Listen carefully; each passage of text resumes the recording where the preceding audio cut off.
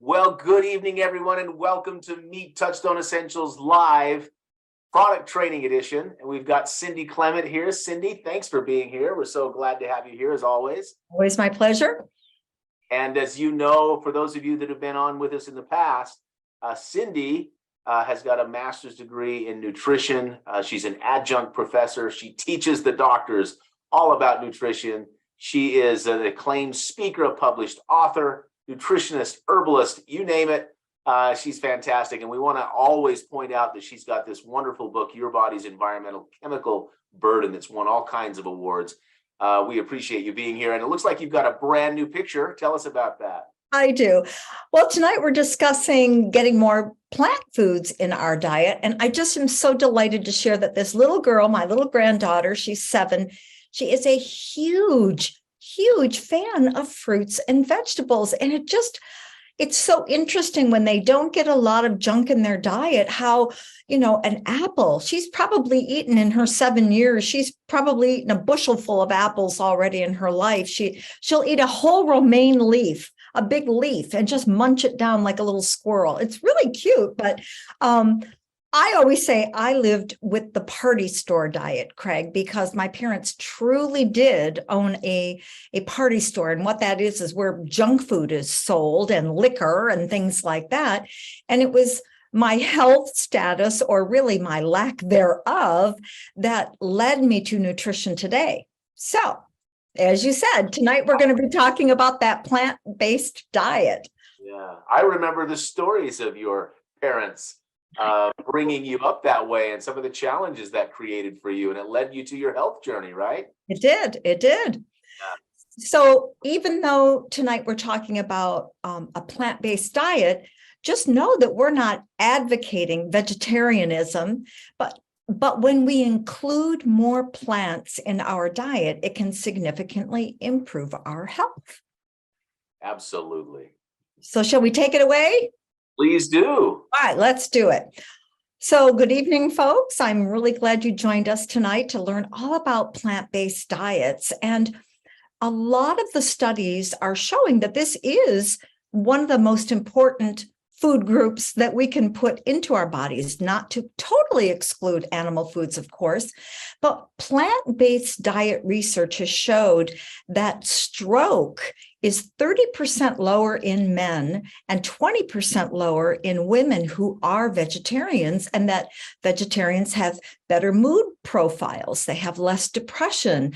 They have a lower risk for developing colorectal cancer, ovarian cancer, breast cancer. They also experience less pain in the body. And of course, some very serious vegetarians that you might recognize: Abraham Lincoln, there was Benjamin Franklin, Albert Einstein, Gandhi, and of course, Paul McCartney. I'm so in love with him. So anyway, a good role model for me anyway.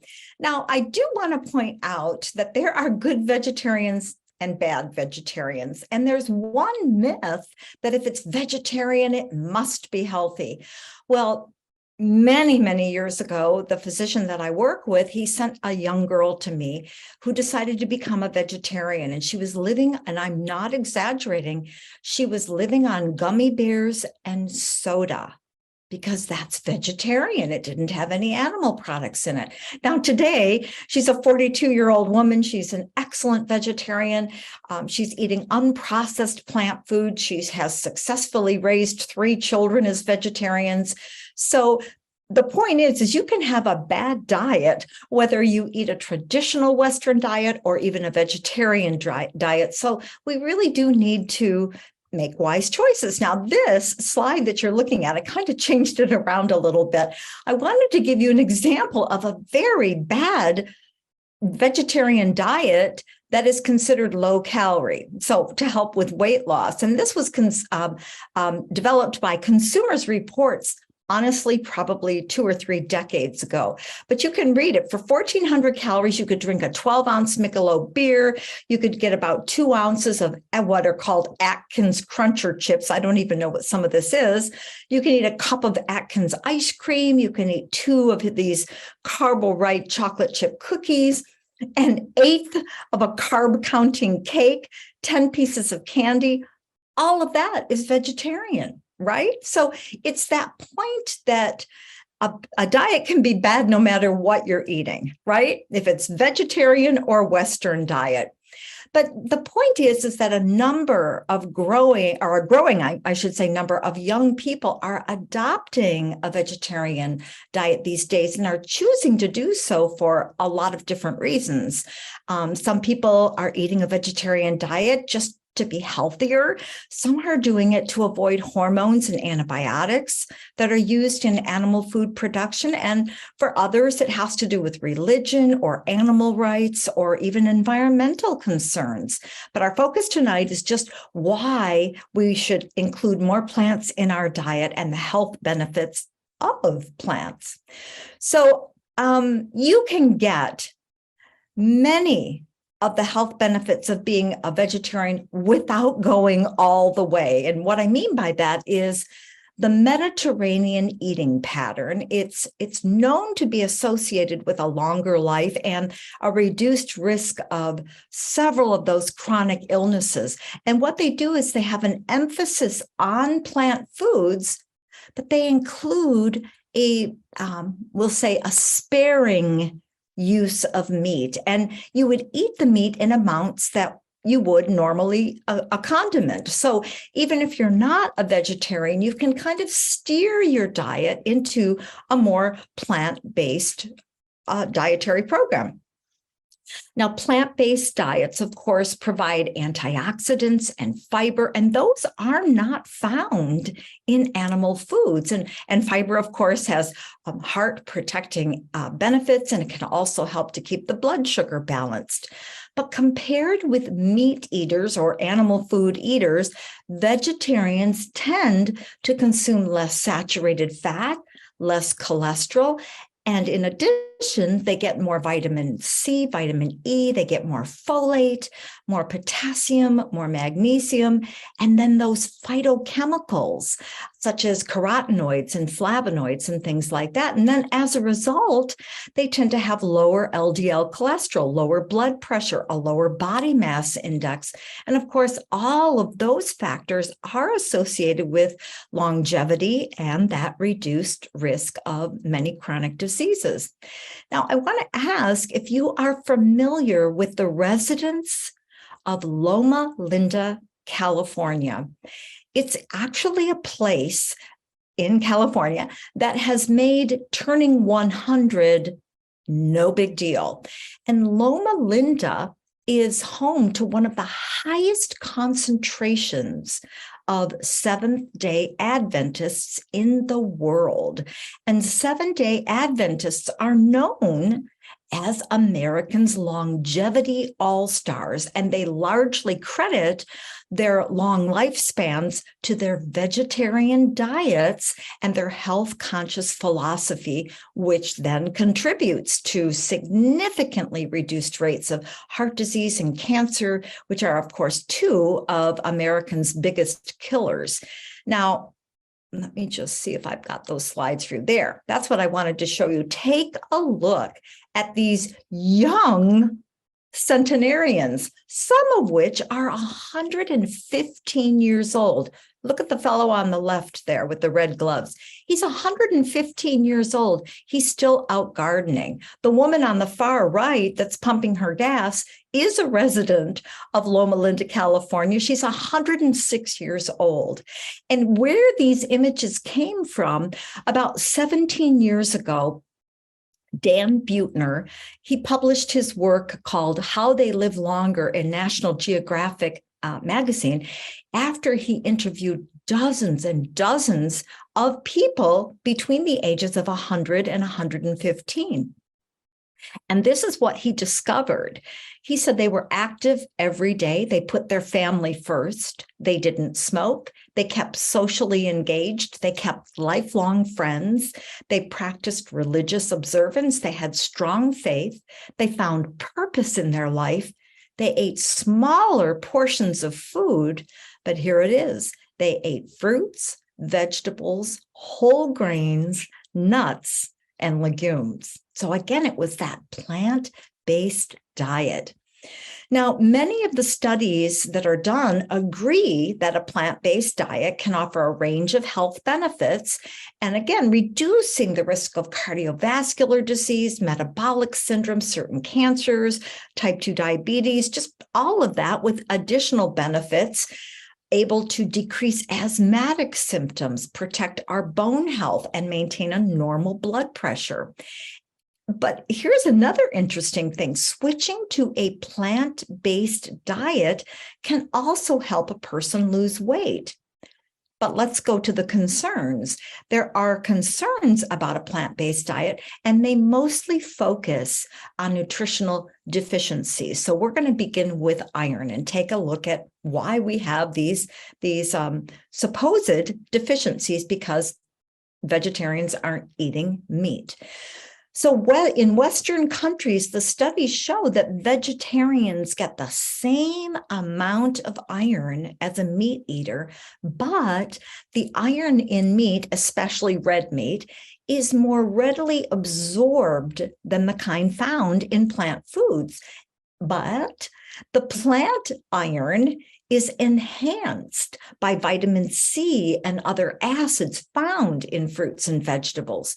So foods that are high in iron and vitamin C and some of these acids include things like artichoke, barley grass, cocoa, dandelion, kelp, quinoa, parsley, pumpkin, and even spinach.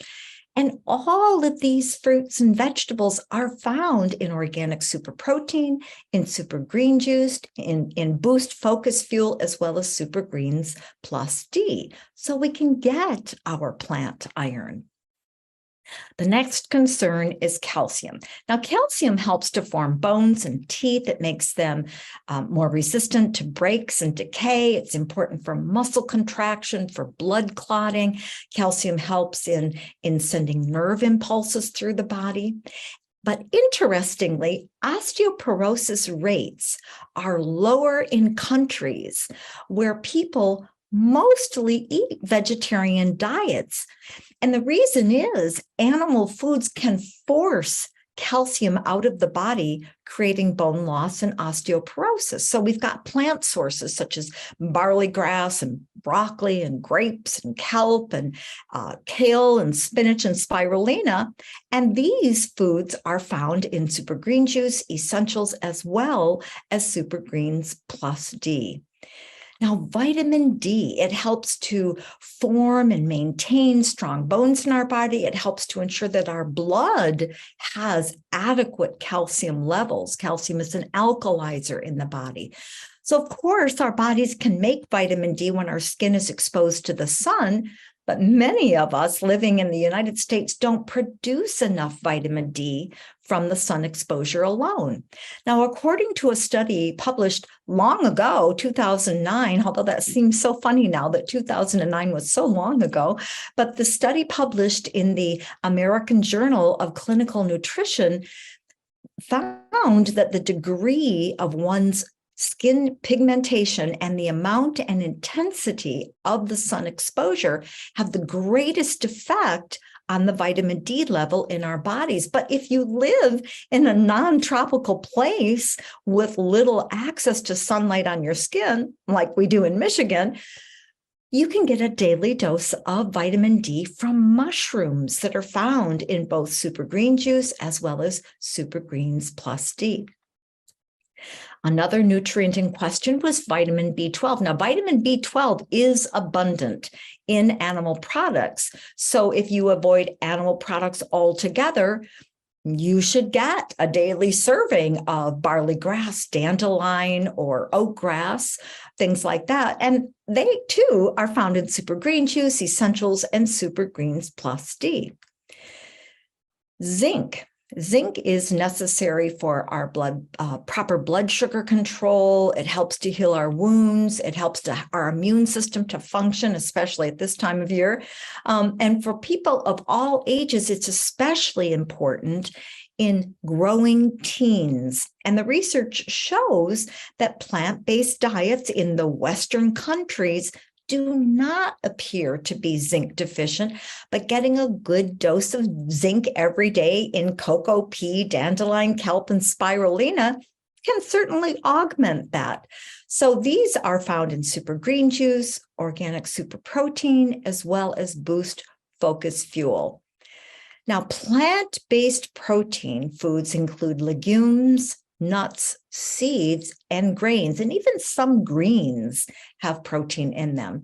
Now, because the protein in vegetables is somewhat different than animal protein, for a person consuming a very strict plant-based diet, they may need just a little bit more protein each day than a person that consumes animal foods. It's not much, but that person should strive for about 0.45 grams per pound of body weight each day. So easy math, of a 150-pound person would require about 67 grams of protein a day. A 100-pound person would be about 45 grams a day. A 200-pound person would be 90 grams a day. But what I love is that just one serving of the organic super protein provides 18 grams of protein, and yet it's only 110 calories. If you try to get 18 grams of protein from cheese, for instance, it's more than double that. It's almost 285 calories for that same amount of protein. So we can get these nutrients in these animal food, or in these plant foods, I'm sorry. Now, aside from the health benefits that we've been discussing, I want to also explore the environmental impact that plant-based diets have on our planet. But first, I want to establish what it means for something to be sustainable. The Environmental Protection Agency describes sustainability as conditions that support both humans and nature, and that will continue to do so for future generations. For example, a sustainable farm provides, of course, nutritious fruits and vegetables that support human health, while aiding nature by avoiding the use of pesticides and fertilizers that will harm plants or wildlife. The farm could also rotate the crops to maintain soil health, which makes that farmland usable for those future generations. Now, nearly 40% of the Earth's land is used for agriculture, for both crops as well as livestock. But here's the breakdown. Of that 40% of the Earth's land that's used for agriculture, 57% of that is used for producing animal foods, only 29% for plant foods, and about 14% or so for other land issues, for things like growing cotton or tobacco or things like that.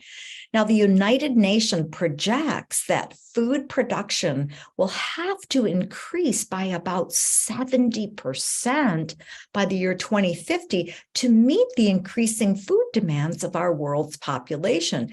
And the best way to reduce that agricultural land use is to rely less on livestock and to rely more heavily on plants. And that said, the sustainable diet that is laid out by that commission doesn't call for a complete elimination of animal products in the diet. Instead, it recommends what they call a flexitarian diet, which is mostly plant-based foods, but it allows for small amounts of animal foods. And what they suggest is that you limit your intake of meat or poultry or fish, or all of them up together, to about 2.5 ounces a day. So it's not a complete elimination, but about 2.5 ounces per day, with about, believe it or not, 60 ounces of dairy each week. So, just averages there, but that's what they're recommending to help with this, with our land being used more wisely for plant production. But again, I want you to note that going plant-based doesn't automatically make the diet sustainable. So we should try to limit our processed food intake by supporting our local farms, and then learn about the foods that are native to the area in which you live. And as we just touched on a few minutes ago, some folks on a plant-based diet are doing so to avoid hormones and antibiotics in animal foods. For instance, growth hormones are a central part of meat production. They're used to control the growth, the amount of feed the animal requires, and animals' milk production, as well as that animals, bulking them up with fat and muscle. The FDA approved a number of steroid hormone drugs for use in animals, including estrogen, progesterone, testosterone, both their natural and synthetic versions. And I think it's interesting to note that the cows that are treated with what is called recombinant bovine growth hormone, you may have seen that on some packaging, RBGH. The cows that are treated with that type of growth hormone reportedly have higher incidence of infections in the udder. And then these infections, of course, are treated with antibiotics. And like in humans, the high use of antibiotics can create a resistance to bacteria and making it difficult to treat. Now, of course, they say it's unknown at this point that antibiotics used to treat the mastitis can create harm in humans. So until more, as they call it, rigorous research is done, some people prefer to err on the side of caution. And among the experts who do advise caution, most say that prepubescent children are at the greatest risk and that pregnant women may also want to use caution with these hormones and antibiotics. Now, the following tips can help you follow a more eco-friendly diet. And the first point is to get most of your protein from plants. Again, we don't have to exclude the animal products, but to get more protein from plants and eat, in general, more plants and fewer animal products. And we want to shop for foods that are more sustainably produced, as well as cook at home more often, because oftentimes, food that's cooked at home is more nutritious than food purchased at a restaurant or a fast food chain. And cooking at home also cuts down on the resources and the labor required for food production.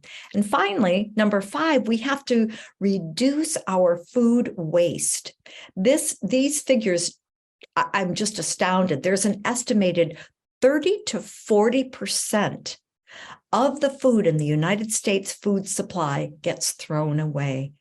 30 to 40%, not in my home, but while some waste is inevitable, we have to minimize that food waste it's vital for our sustainability of this planet. And we need to aim to cook and eat more food before it spoils and use as much of that edible portion as possible. Eat our leftovers, and then even find new ways to use food scraps. But lastly, get a good plant-based cookbook, or just alter your favorite recipes. Try going meatless on Mondays, or just use meat sparingly. And when you eat out, try some of the amazing vegetarian entrees that are available today. My husband and I went out with some of his clients last Friday night, and the restaurant had the most amazing sweet potato gnocchis, and I was just in love with them. Had a little tiny sprinkle of goat cheese and some basil, and I could have eaten 3 bowls of it. I'm telling you, it was so good. So just be adventurous and just try that. And we can certainly make getting plant-based nutrition a whole lot easier when we're using Touchstone Essentials' amazing products. And I do want to emphasize once again that these products are organic. They're gluten-free. They're vegan. There are no additives, no fillers, no added sugars, no artificial ingredients whatsoever. And that means that there are no artificial colors or flavors, just good old healthy, vibrantly colored plant foods. And as we discuss sustainability, Touchstone Essentials is all about not only being kind to our bodies, but to the environment as well. And that was one of the things that really attracted me to the company. Repurpose is the world's leading plastic action platform, and it has a global coalition of people and companies that are dedicated to reducing waste and then restoring nature's balance. There's about 381 million tons of plastic produced annually, with 91% of that plastic waste dumped into the environment or burned in low-income countries. But how exciting to have products that come in glass and in plastic that is repurposed. For instance, organic super fibers packaging is actually certified plastic neutral by Repurpose, which means that Touchstone Essential funds the removal of as much nature-bound plastic as they use in their packaging. And it's all part of Touchstone Essentials' ongoing efforts for sustainable and eco-friendly measures. And you need to be proud of this and share it with others, especially those Gen Z who are passionate about the health of our planet. So folks, that concludes our presentation tonight. I wanted to take this opportunity to wish you all a wonderful holiday season and to thank you for your constant support of my webinars. It's my absolute pleasure. It's my absolute honor to share my health knowledge with my Touchstone Essential family. And I truly thank you for this opportunity. I'm so grateful that you joined us this evening. And I'm going to remind you to join us again on January 12th, when we'll be discussing how to keep the cells in our body healthy. So good night, my friends. Merry Christmas and the happiest of 2023 to you all. Now back to you, Craig. Awesome. Thank you, Cindy. What a wonderful presentation, as always.